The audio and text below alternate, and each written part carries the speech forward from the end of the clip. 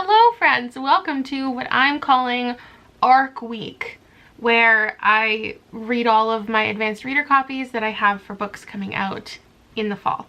So we're just gonna hang out for the next 7 days and get through as many ARCs as I can. I asked you in my TBR to help dictate which ones you most wanted to watch me like live react to and review as soon as possible. I have 7 physical books and then 2 e-copies, and I'm gonna go on the video and count your comments. There are 500 comments, so we're going to round up what got the most votes. The first 2 that I'll be reading, because I want to quickly be able to pass these along to Indigenous reviewers. I have Elatsoe by Darcie Little Badger, which I'm so excited about, and Night of the Mannequins by Stephen Graham Jones.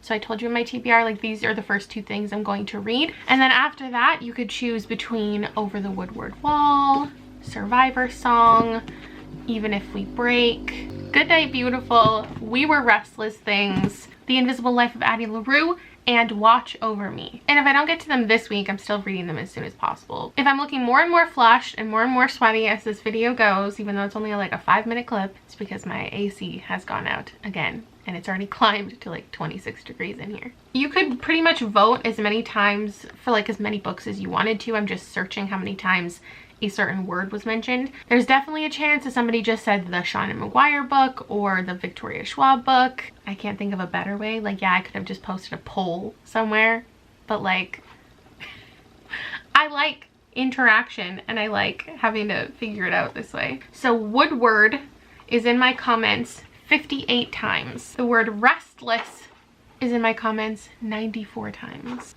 Even If We Break, the word break is 128. I'm assuming that Addie LaRue is gonna get the most votes.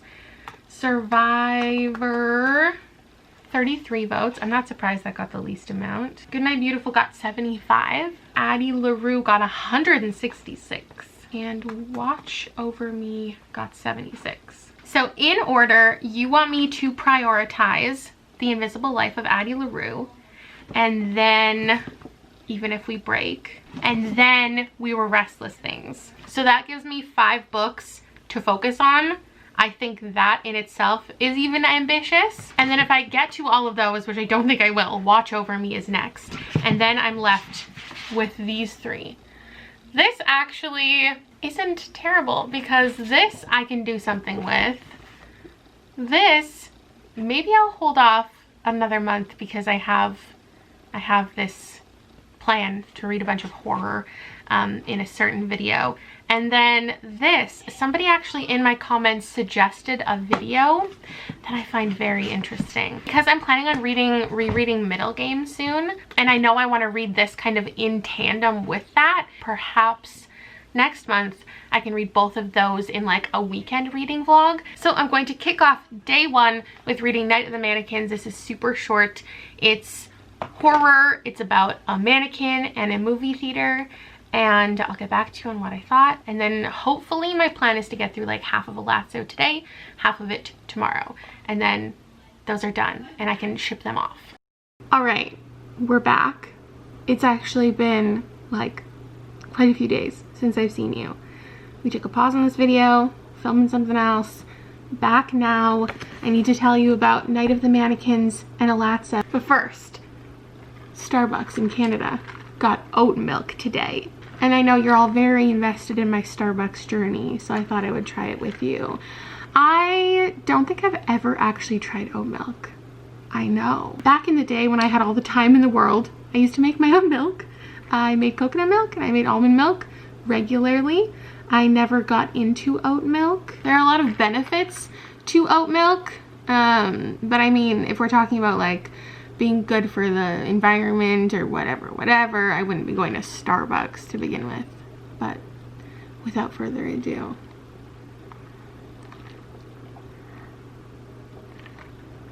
oh, interesting. Okay. So I've always gotten almond milk since they started offering it like a couple years ago, and I actually love the taste of almond milk. So I guess I find that almond milk adds a flavor that I like to my chai, but oat milk adds a bit of a flavor that I don't necessarily love. But I'm not like upset about it. I think I will start ordering all oat milk every time. I mean, it's the lesser of 5 evils, however many milks they have. I'll just get used to the flavor. It's not bad, it's just different. Already used to it. All right, cool. I'm glad I could update you on that. Okay, I was gonna update you on my actual reading and then I didn't. It's really late. My contacts are like upside down in my eyes. I can't see. I'm struggling. Like, I'm really struggling. I'm struggling to like get any motivation to do anything like right now. And I just find it's taking me a lot longer to read things than normal. But all you see from me is like when I'm in a peppy mood and like in the mood to film, which is like 1 out of every 7 days. So like you don't see me when I'm just lying in my bed for 8 hours a day just staring at the wall. I'm technically on vacation this week because I have racked up so much vacation because I don't take days off at work, but my life like hasn't been any different, so I'm just like lying around. Not any different as in like I'm not leaving the house, I'm not doing anything new, I'm still just like existing in my room. Bless you. Anyway, I finished these 2 books. I'm currently reading another one. Oh, Elatsoe is actually how you pronounce this. I'm so sorry, I've been saying Elatsoe for so long. Her name was pronounced like phonetically in the book. Look how much this is curled. I'm really sad about it, but this was 5 stars. So like bookish life is great. Where am I going? Like I'm just like lying here. We're on the struggle bus. Yeah, this was so great. How do I talk about this book? Okay, words. Intelligence. Where is she?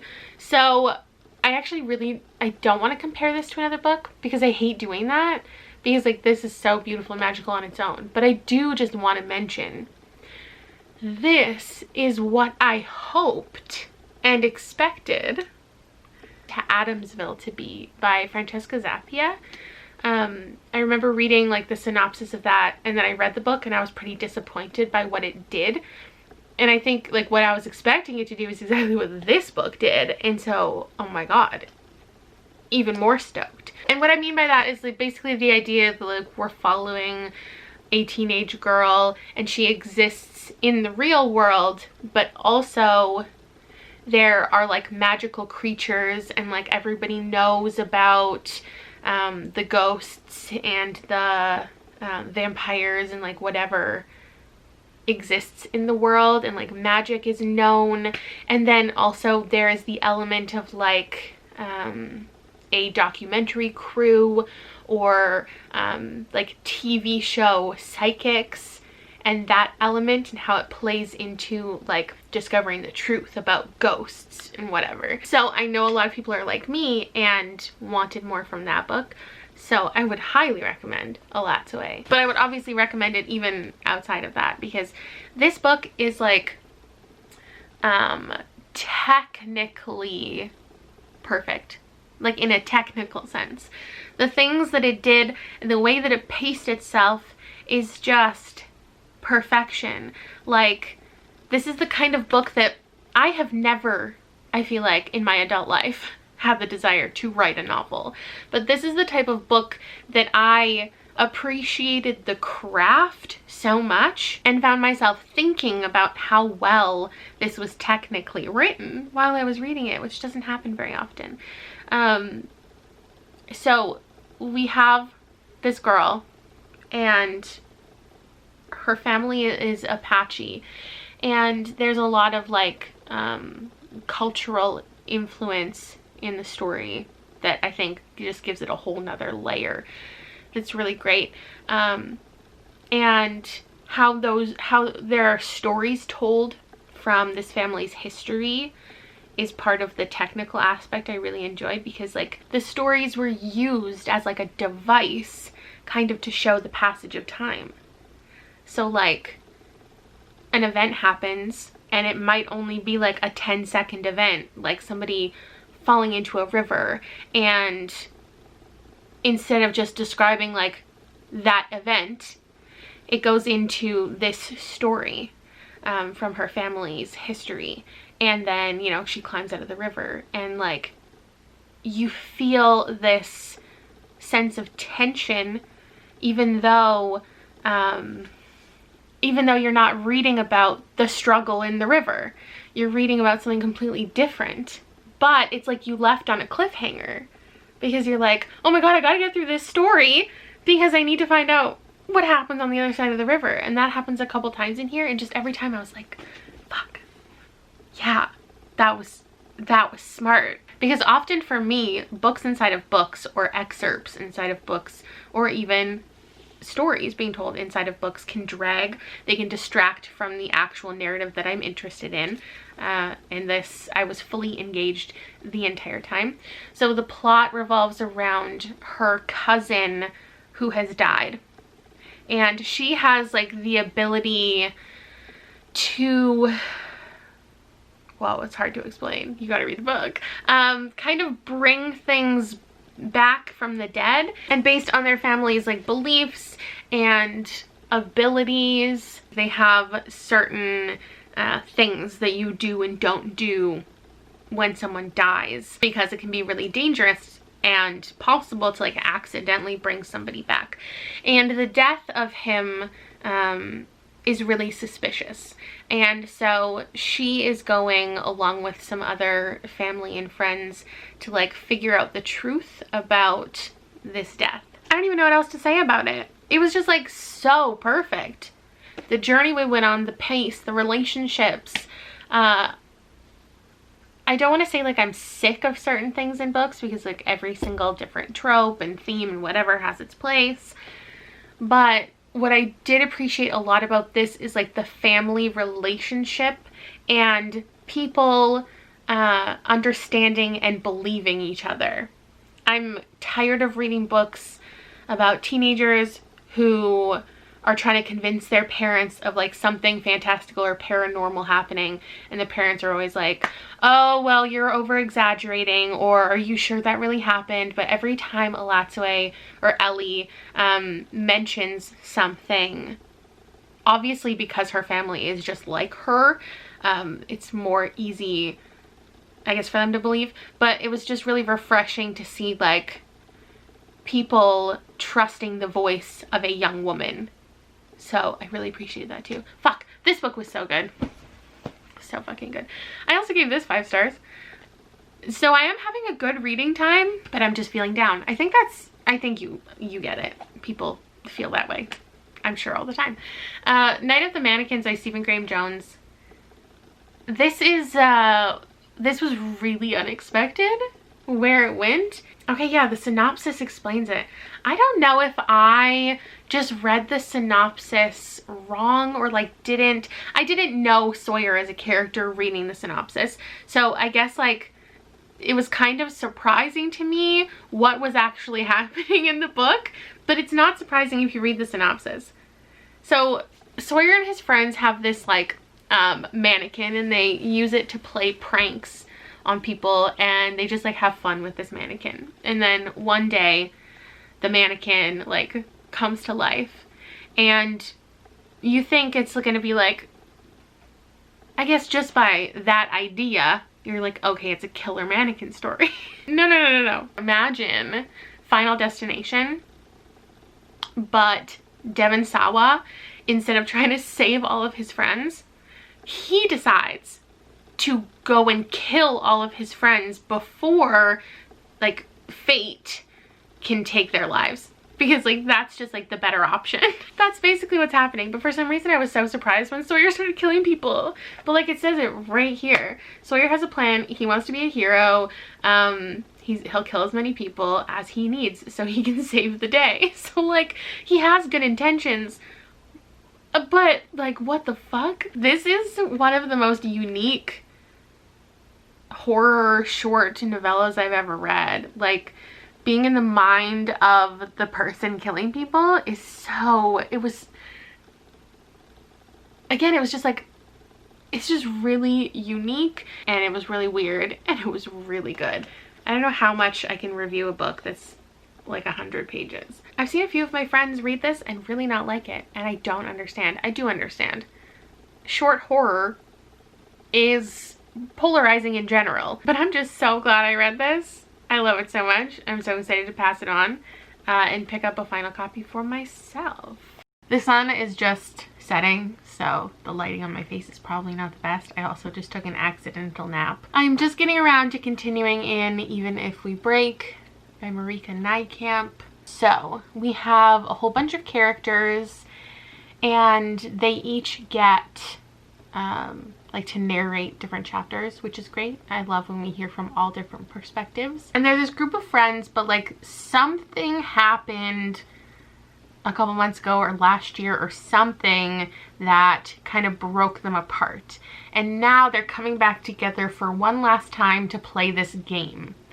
All I knew going in is that it revolved around a game. 5 friends go to a cabin. There are secrets. And I'm guessing they're gonna get revealed. I'm only like 50 pages in at this point, but I know it was a pretty quick moving book, so I'm gonna try to like plow through the entire thing this evening. And it's definitely more, I don't know, Dungeons and Dragons than Clue. You know, if we're talking about games, they are in like this magical world they've invented for themselves, and they wear like capes and they perform magic within their game. So I'm not really that interested in that portion of it. I definitely like wanted it to be more of like a dangerous game as opposed to a fantastical game, but I don't know where it's gonna go from here. It could turn out to be incredible. But so we've got some mysteries because like we don't really know what happened to break up the friendship group, and I think that's gonna be a pretty important like reveals. And then also we obviously don't know what's gonna happen in the cabin this weekend, but bad things are obviously gonna go down, I think, based on like why their friendship broke apart to begin with. It's fine so far. Nothing is like really doing anything for me, but like it's not bad. It's not a bad experience. So we'll see. I'm nervous because game-centric books like are always a hit or miss. So I'm excited. I'm excited. I'm still excited. Hello friends! Is it really a BooksandLala vlog? I haven't said BooksandLala out loud in a very long time and it sounded weird. If I did not vlog and make you watch me put on my makeup. To be honest, I would much rather give an arc 1 star than 3 stars, because then at least I would have something to say. And like if I absolutely hated a book, the people who love the things that I hate would then at least like have the ability to be like, oh, I'll probably love this. But when I give an arc 3 stars, it's just like, this book was really average. You're probably all gonna think it's average, which like kind of sucks. Not to say there isn't an audience for this book and that like my opinion is the right opinion. And I know I've been saying it for years that YA mysteries, YA thrillers don't really do it for me very often, and that not very often time keeps getting like further and further away. It's been, I can't even think of the last time I loved a YA mystery. But I'm not willing to completely write off YA mysteries. But like this is one of the ones that I was like, if I'm going to love one, this is probably it. And then when I don't, it's like, am I really saying I'll never pick up another YA mystery? If Alexandra Sirui ever writes another YA mystery, I am picking it up. But besides her, I can't think of many people that have really done it for me. Unfortunately, Even If We Break, while it had good merits, it ended up doing what a lot of YA mysteries do, where it starts out with like thrilling circumstances and high-paced stuff, and instead of continuing on that trajectory, it goes backwards and becomes like a YA friendship contemporary, where people are like dealing with inner turmoil and there's drama within friendships, and they just have to, you know, have a lot of exposition about what they want out of life and where their life was and how everything, you know, got to be what it is in their friendship and in their lives. And I just wanted it to kind of do more, I guess. It was completely valid with what it talked about, but it's just not completely what I was looking for, I guess. The ending, I also don't know how many people will love it. I found it equally predictable as unbelievable and in need of further explanation. I thought the characters were interesting. I thought there was a good amount of POVs. I'm sure the representation will be appreciated by a lot of people. There are trans, NB, autistic, and disabled main characters, and I think there was some really great discussions in the book. There was nothing like objectively wrong with the writing or the pacing. It just once again wasn't exactly what I was looking for, which is fine. I really appreciate being sent the arc, getting to read it early. I don't have anyone in mind to pass this arc along to, so feel free to message me. Does it come out September 15th? That's very soon. I hope you all love it. Okay, so I have started The Invisible Life of Addie LaRue by V.E. Schwab, or Victoria Schwab. Which one's it under? Okay, V.E. Schwab. It comes out October 6th, and I'm actually glad that I'm reading like the digital copy because I feel like the amount of pages might intimidate me. I have 2 more 450 page arcs that I wanted to finish for this vlog, and I feel like reading Addie LaRue right now might just like slump me out. I'm almost glad I haven't read a ton of V.E. Schwab already because I don't have these huge grand expectations of this book. It sounds like something I'll love. I think it's gonna be something I love. It gives me the wrong page number basically. Like my art copy says it's 700 pages and I'm 120 pages into that, but that's not an accurate number. So I don't actually, you know, if I tried to do math, maybe I could. Maybe, no, I can't. Let's say I'm a 1/5 of the way through. It's going by very quickly and I'm really enjoying it. So the synopsis says, France 1714. I don't think I've ever actually read the synopsis of this. What I knew going in was it's about a girl who makes a deal with the devil that she can, what did I think it was? That she can live forever, but no one will ever remember her. I think that's what I thought. When there are some more things at play. It's also historical, so pretty impressed I'm liking it so far. I've seen a lot of terrible reviews from people who did have high expectations. They literally gave it like 1 or 2 stars, so it's interesting. This kind of happened with Ninth House, right? Everyone hypes up Leigh Bardugo and loves Leigh Bardugo's series, and then this random kind of standalone happens and a lot of people didn't like it. I feel like it's kind of happening with Victoria Schwab. France 1714, in a moment of desperation, a young woman makes a Faustian bargain to live forever and is cursed to be forgotten by everyone she meets. Thus begins the extraordinary life of Addie LaRue and a dazzling adventure that will play out across centuries and continents, across history and art, as a young woman learns how far she will go to leave her mark on the world. But everything changes when, after nearly 300 years, Addie stumbles across a young man in a hidden bookstore and he remembers her name. So I haven't gotten to that yet.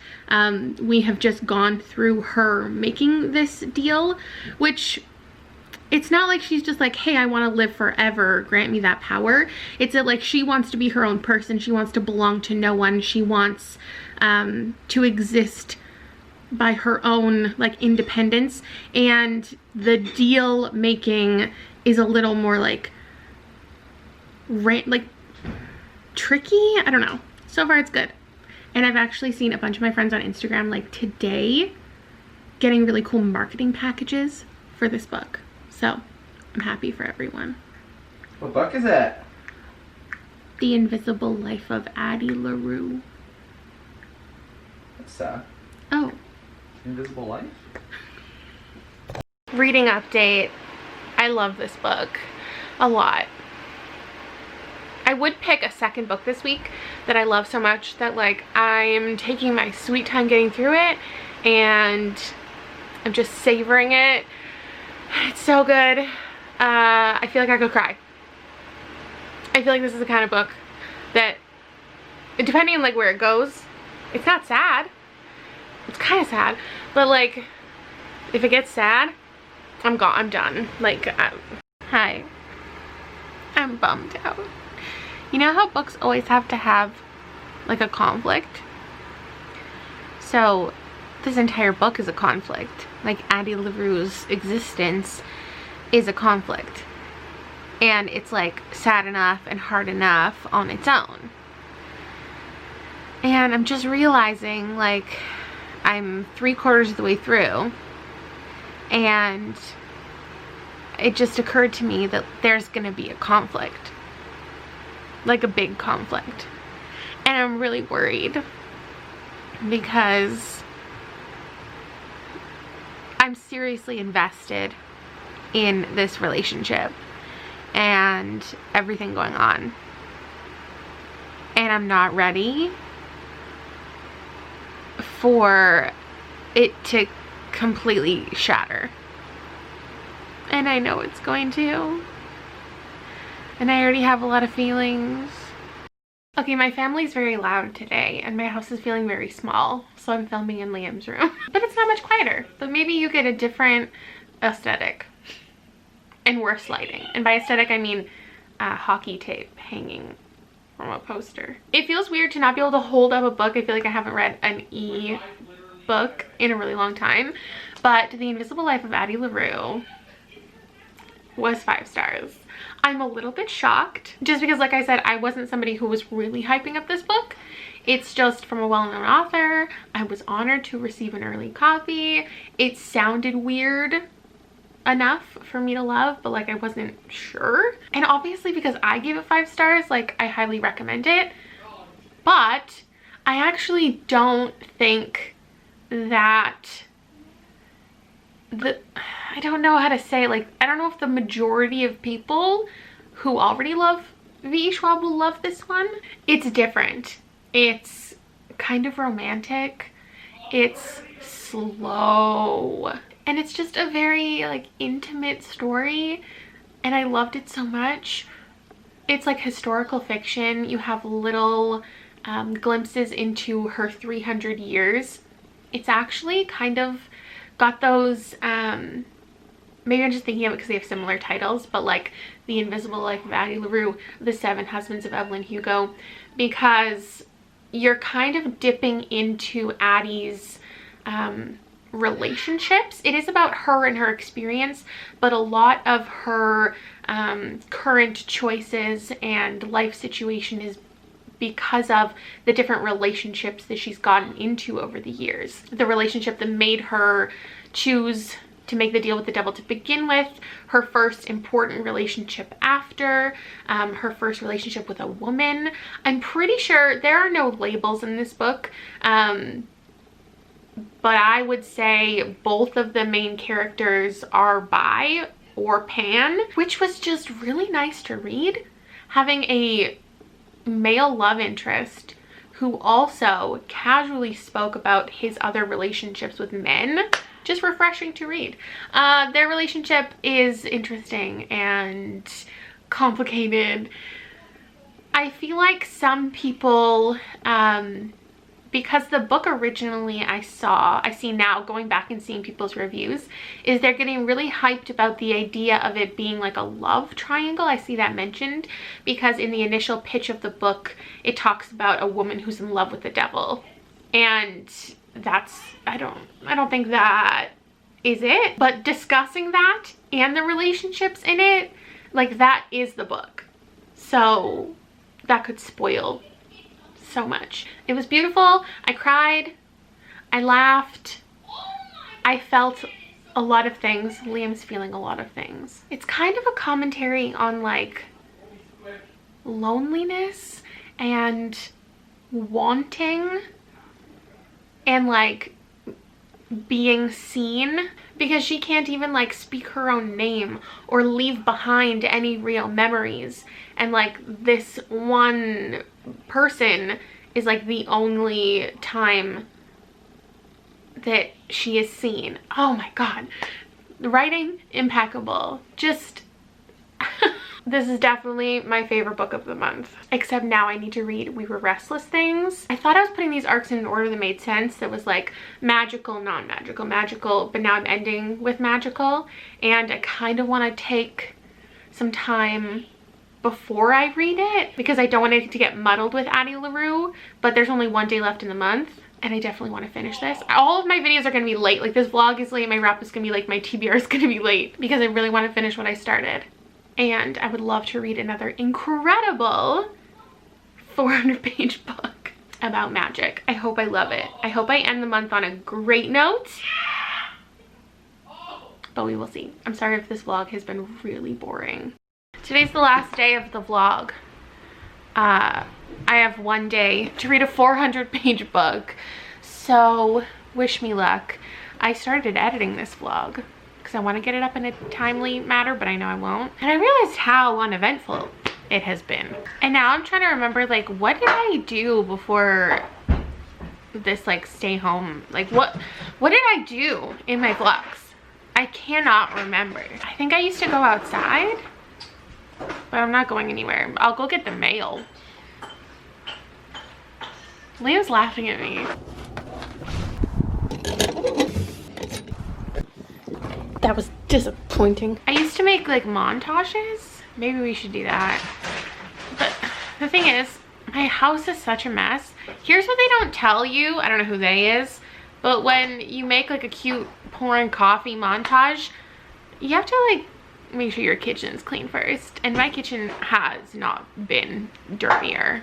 This is my song because I'm scared of copyright strikes.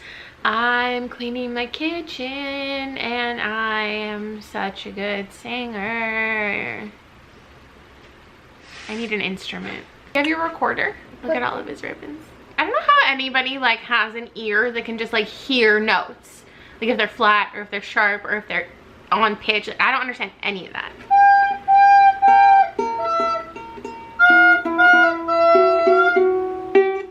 Wait, I'm making my coffee, pouring some oat milk. Don't know how it's gonna taste, but I'm on the oat milk train and we're gonna try it. Last time it made me shit my pants. Oh no. Just being honest. I guess you want to hear my thoughts on the book, but first, my thoughts on the oat milk. Very good. I got an unsweetened one. I think the reason I didn't love the Starbucks one is because it's like a traditional milk, which is sweet, and I don't like sweet milk. I don't like sweet drinks is what I mean. This is great so far, and I'm hyping myself up a little too much because I think, like, I don't know, I just feel like I'm gonna totally love it even though I'm only 50 pages in. And it's getting pretty late in the day, and I was gonna do some other things to make this vlog interesting, but if I do, and if I like go to the beach or I go do anything, I'm not gonna finish this book today, and I have to finish. I have to read the entirety of this. Why, you ask? I don't know, because I'm a completionist. There are pictures in here. Very interesting. I think like they're like diary entries, notebook. I don't totally get it yet. But we're basically, have I read you the synopsis of this? We have a boy named Link Miller who we don't really know as of right now. He's like this name that our main character, what's our main character's name, you ask? You know, that guy, Jonas. He is like new to school. He just got like kind of kicked out of his school, and so he's going to live with his dad and his dad's new girlfriend. And at his new school, he like meets these people. He meets this one girl named Naomi, is his dad's girlfriend's daughter. And they're not really like getting along yet, but they have to live together, so eventually they'll get along. This lighting's not great. And then we're meeting some of her friends, and one of her friends is the boy who dies' brother. And so he's just learning about this boy for the first time and his death, and like people are whispering about like who was responsible, what really happened, because he supposedly drowned, but it's in the middle of a forest where there's no water. And I think at some point they're gonna go out as a group and like solve the mystery. So That's what's going on. Okay, bye. I am at 160 pages. That's this much. I am really liking it, like a lot. It's starting to slow down a little, and I have one concern. So the book does not mention at any point, no, that there is a relationship at the forefront of the story, and it's between like the future step siblings. And it's actually not so much like that idea that I am upset with. Well, it is. I just like don't understand the point. I don't want to ruin this book in any way for anybody, but I don't think, because I don't know the end result of this. I don't know if they're endgame. I don't know if we continue to ship them. I don't know anything. But there is that portion. There's another relationship, a sapphic relationship between two amazing side characters that I love. And the fact that I've seen the author tweet about their relationship, she's made some like, or somebody's designed bookmarks with different characters on it, and in one of them she talked about how like their love interests in one of her tweets, but she didn't talk about that with the main characters, which makes me think like it's not a real thing. But if it's not like a real thing, and it's not a thing as in like they're discussing it at all, it's just like they're engaging in a relationship but not talking about how it's weird, or it could be weird, or like I hope our parents don't find out, or like there's no discussion of it, which just seems strange. Don't you think the author would be building it as some like forbidden, not forbidden as in like, I understand it's not actual incest, I understand these characters just met, they're not related in any way, not even by marriage yet, but you'd think it would be like discussion points. They live in this like it used to be like a B&B kind of thing, and so they have a whole bunch of rooms, and it's this big residence, and there's actually like a couple other people who live there, who board there, who like help with the cooking and cleaning and then live there. And this girl, Nomi, could have easily have just been like a girl who stayed there. Like she didn't even need to be, like what's the purpose of it?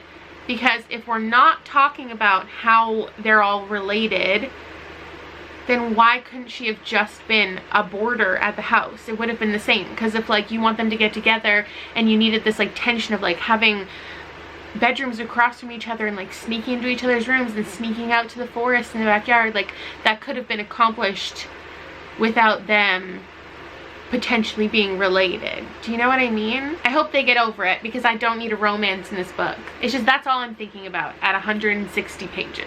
And I'll update you again soon. I'm now 2/3 of the way through,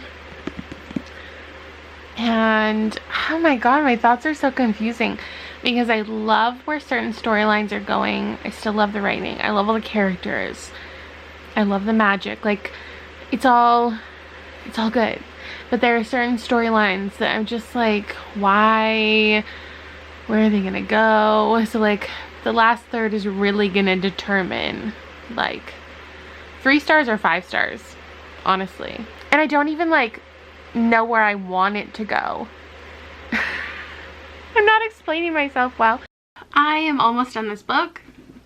There's about 60 pages left, and I just got really caught off guard by the most overt asexual rep conversation and subsequent kind of sex scene that I've ever experienced in a book. Therefore, I feel the need to talk about it in some capacity, because I don't think that I knew this book had ace rep at all, and I'm wondering why that is. Okay, upon googling it, I have seen it mentioned in a couple reviews, but not like in the pitch of the book or mentioned anywhere as far as like own voices or representation that the author wanted to pinpoint. I've only seen her mention it once, and it was in her original like pitch wars on Twitter. And as someone, I grapple with this like pressure to talk about representation, but I know that like being one of the first people to read it, it's important to discuss. However, I really do, I think, consistently avoid discussing how I feel represented in books. I really do. I don't go out of my way to read pansexual and ace representation so I can discuss it and tell you what to think. Because though I know that you know I'm only one person and I can't speak for everyone, I do still feel a sense of like, I never want to be in a position where I'm looked at as like someone who is speaking about good or bad representation, because I can only speak for myself and I don't actually bring it up to have a conversation. Like, I can't tell you if you're going to feel positively or negatively about this representation, or even how I feel about it, because like I in my life just I'm fortunate and privileged to have been really comfortable with my sexuality for decades. So I'm not necessarily someone who would feel harmed by representation to begin with, or who is seeking that out to feel valid. My point, I think, in bringing it up and wanting to mention it is so you might know going in, and also like just putting it out there, the hopes that more people will discuss this so you can get a broad spectrum of opinions. I don't know how I feel about what I just read.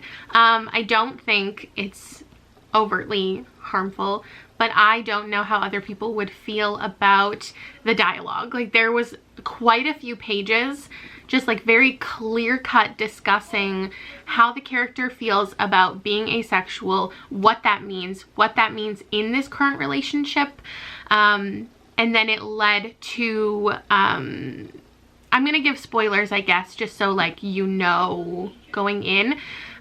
Sex did not happen. There was lots of like consensual conversation, which was amazing. I felt really positively about how the scene progressed and how it stopped, and the idea of like what they both expected from the relationship. I think it was like a really healthy discourse, but at the same time, I kind of just have a feeling that other people might not love the word choices that were used, because I know that I've seen this discussion with ace rep in the past, and how there are so many different opinions of like how people want things to be said, and since it's such a spectrum, everybody's gonna have a totally different idea of things. They said, I can't say what the label means for anyone other than me, and I think that right there is just like a perfect word choice. So I feel really positively about it, but I do like, I worry that some people might not like where that scene, everything that happened there. And again, my lack of ability to discuss this is because I don't read a ton of ace rep, so I can't really compare it to anything else or how other people felt about anything else. The only thing that bothers me with ace rep in books is when it's so often tied to a character who is cold, who's very like logical, who's very like robotic in a sense, and sometimes like it'll seem like it's just thrown in there. I know even V. Schwab at one point said like after the fact, it wasn't, I don't think it was rep in the book, but she said like after the fact, like, oh, I've always seen this character as ace.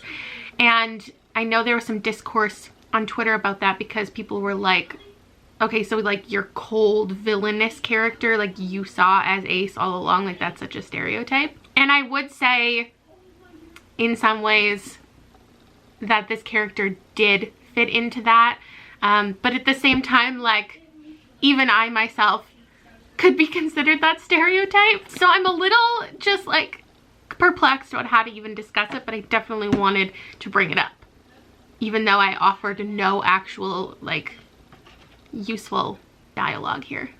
Sorry. Oh god, I need to finish this book. I don't know how to feel about this book. I'm just like, I'm all over the place.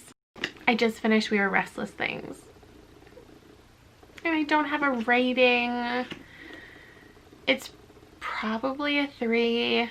it might be more like a 2.5. Ah! I really wanted this to be like my new favorite weird magical forest book. Like I really thought that we were gonna do it. This is like my favorite book cover of the year, and I was like, it just looks like something I'm gonna love.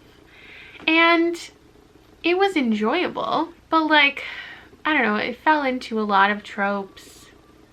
It had the potential to go so many different directions.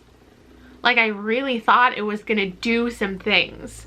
I had a lot of predictions for like it being more than just like this magical forest story. I thought we were gonna get like maybe people weren't who we thought they were. Maybe there was gonna be some reveals about, I don't know, just different scenarios.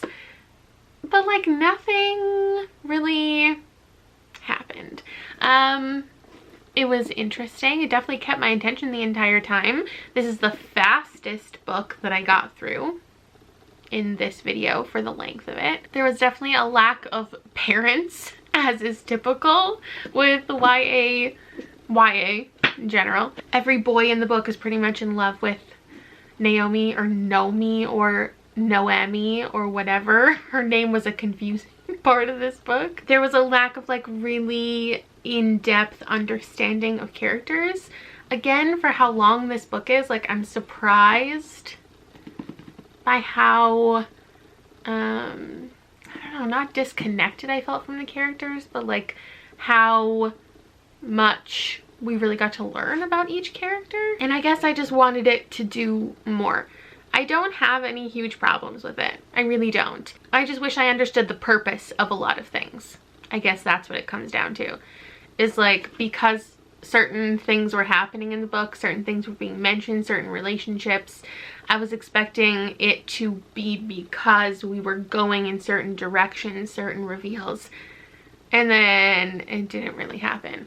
I do appreciate a lot of things that this book didn't do though, like a lot of tropes it could have fallen into, a lot of like predictable things that it didn't do. So like, it's so hard. For all the books that I read this week, because the whole point of ARCs is to let you know if you should check them out.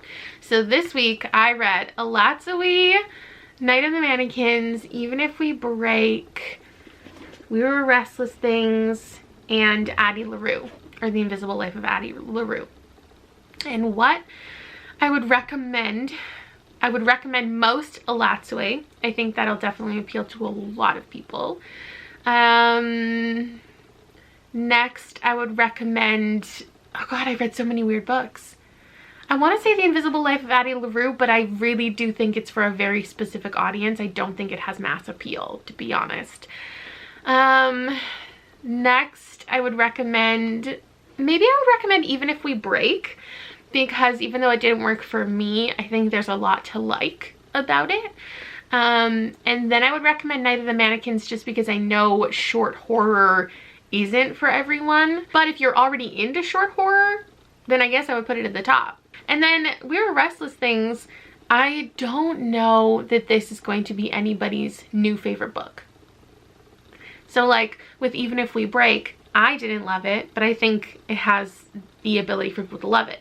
Addie LaRue, I loved it, but I think a lot of people won't. So I still recommend all those things.